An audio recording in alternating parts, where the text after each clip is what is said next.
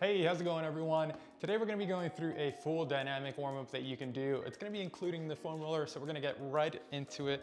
And we're gonna start with the knees, or I should say the quads here. So we're gonna start right above the knee, and we're gonna go roll all the way down up to the hip, down to the knee, and up to the hip. I'd say roll maybe 3 to 4 times each part of your body, and then move on.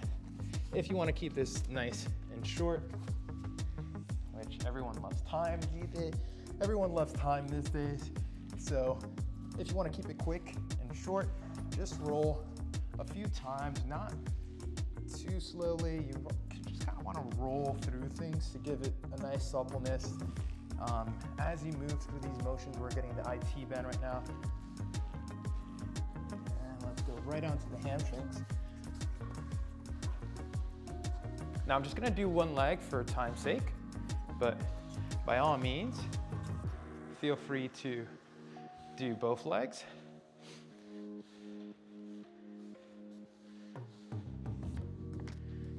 All right, we're gonna get right down to the calves. This is where the gastrocnemius lives, and all these other muscles here, like the soleus. These are really important for just general gait, balance. All right. Alrighty. Now we got one leg. And I like going straight up to kind of the upper back here. What we're gonna do here, we're gonna give ourselves a nice big hug, and then we're gonna roll right up to where that big bone is. It's kind of where your neck and shoulders meet. You don't want to pass that and go up to your neck. I like rolling down to the lower back. And if you find that your lower back is a little sore, maybe just spend some extra time there and roll in short circuits, right? Otherwise, I'm just gonna roll back and forth in areas that feel good and I feel like need more attention. Now, if you want to bias one area, if you want to bias the right, you just kind of lean on the right side a little bit more, get right in there, or the left, you just lean to the left. All right, so again, just kind of squeezing myself, making sure that your abs are engaged here too. You don't want to be extended in the lower back, all right? Keeping everything nice and tight, that posterior tilt. All right, now let's get to the lats. The lats are one of the biggest muscles of the upper body, so it's important to get them too. All right, I'm only gonna show you one side, but of course do both sides if you feel it's necessary.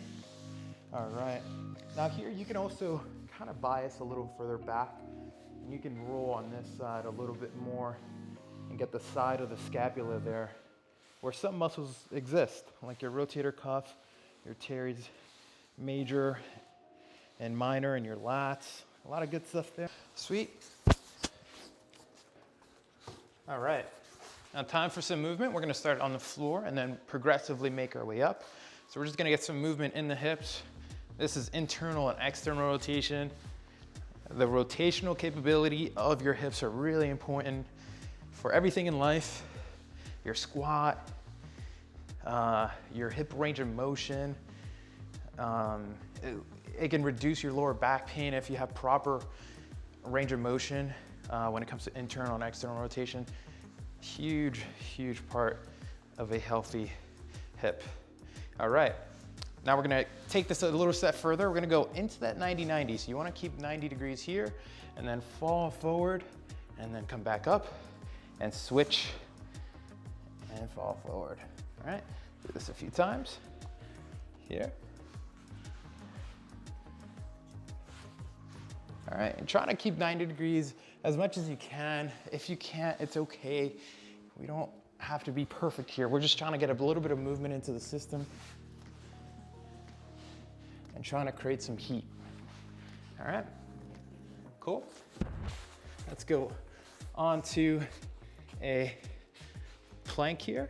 All I'm gonna do is tap, tap, make our way up into a squat and back up.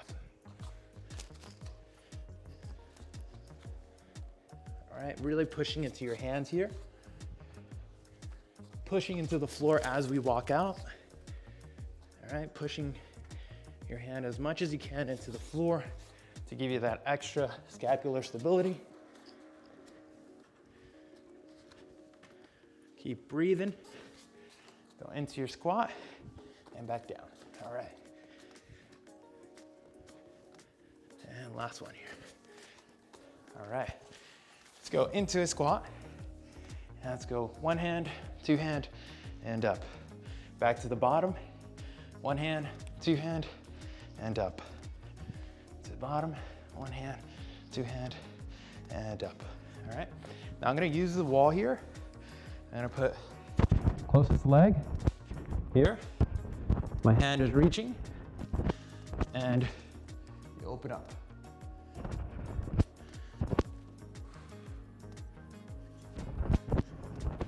Now make sure that your hip, this hip that's on the wall, does not come off.